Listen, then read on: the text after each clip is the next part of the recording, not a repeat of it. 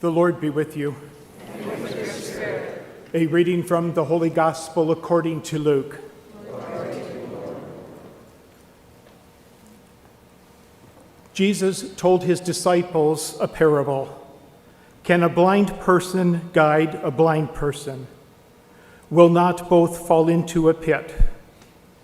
No disciple is superior to the teacher, but when fully trained, every disciple will be like his teacher. Why do you notice the splinter in your brother's eye, but do not perceive the wooden beam in your own? How can you say to your brother or sister, "Brother, sister, let me remove that splinter in your eye," when you do not even notice the wooden beam in your own eye? You hypocrite, remove the wooden beam from your eye first.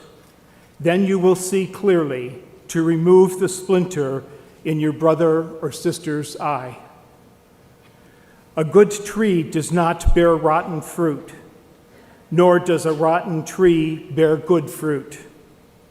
For every tree is known by its own fruit. For people do not pick figs from thorn bushes, nor do they gather grapes from brambles.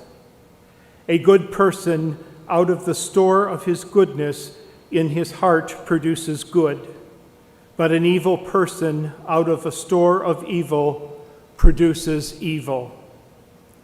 From the fullness of the heart, the mouth speaks. The Gospel of the Lord. Praise to you, Lord Jesus Christ. Humor me for a second. Look up. Look. Those of you who are in the back room, if you can kind of look that way, I want you to look at this gorgeous roof we have here. It's stunning, right? We normally just come in and see the front. But Art and Environment's even been talking about it, how gorgeous that wood is, and how high it goes, and how huge these beams are crisscrossing, holding that up.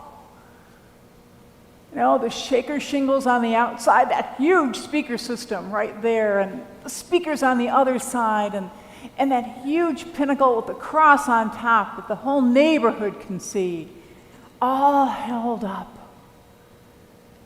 by these gorgeous beams. Huge and beautiful, strong and powerful, allowing this roof to be this high. Gorgeous beams for a roof. Not so great if they're in your eye. So says Jesus anyway.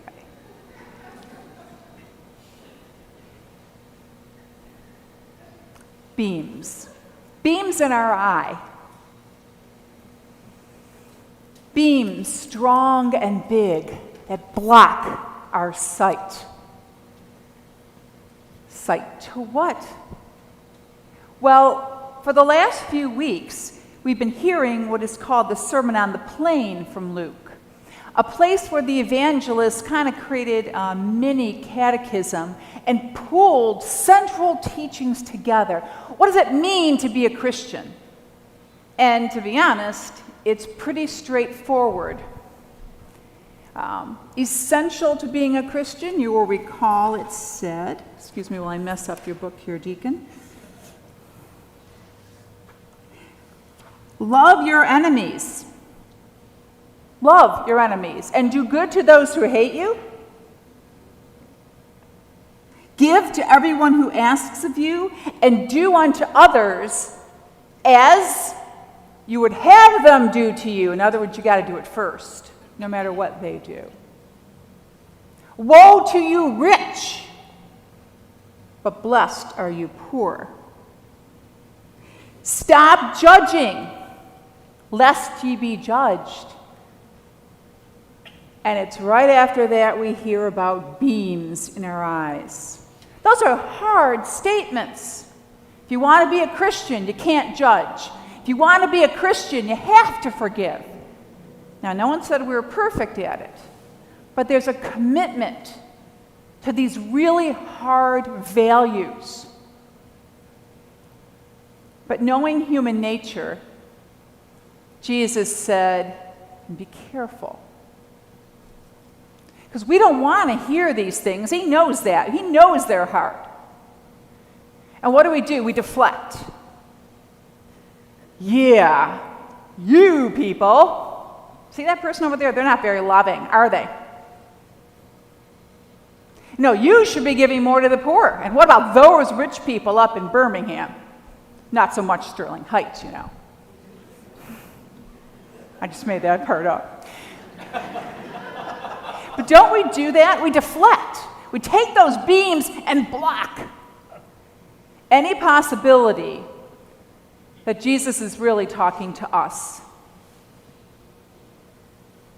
Big beams, gorgeous beams, but beams that block. And put them all together, we build a false house somewhere we think Christianity could be like if we decided what Christianity would be like.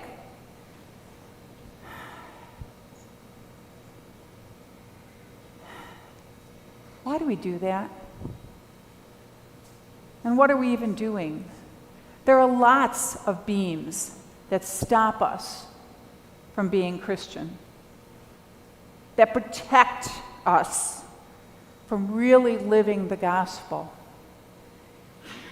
that stop us from picking up that cross.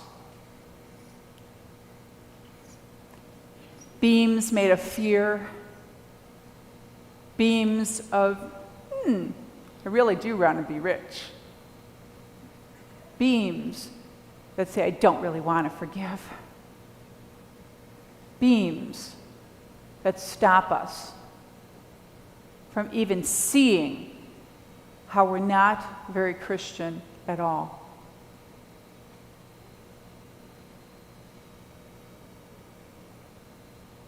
It's interesting that the way the lectionary works is this is the last weekend before Lent. We're in that season, some cultures call it Carnevale, saying goodbye to meat, because we're going to abstain from it. Other places talk about Fat Tuesday, where we simply pig out until Ash Wednesday, because we're going to fast. Or God bless us all, we're going to eat 5-pound donuts on Tuesday. Right? It feels like that in my stomach, even if it doesn't feel like that on the scale. We're going to get all ready in those ways to celebrate Ash Wednesday, this Wednesday. The beginning of a season of Lent. A time where we say, no, we really do want to be a real Christian. We really do want to follow Jesus. A time where we prepare to renew our baptism during the season of Easter. A time we know in our heart has somehow gotten blocked up by beams. And we know it's time to get rid of them. It is good to hear these hard statements. It is not a simple guilt trip, but a challenge. We've had weeks of challenge leading to this week, leading to Wednesday. My brothers and sisters, eat your donuts. Pig out until we get to Wednesday morning. Eat all the meat you want and watch your cholesterol, of course, but do what we need to do to celebrate, because God is good all the time. But Lent is coming, and let us make it a good Lent. Let us think about what is stopping us from picking up the cross, what beams are blocking our eyes and our way. And it's going to be individual. Each one of us has different things in our lives. But on Ash Wednesday, when Lent begins, we will get asked that age-old question, what are you doing for Lent? And I suggest that our answer should be, I'm getting rid of those beams.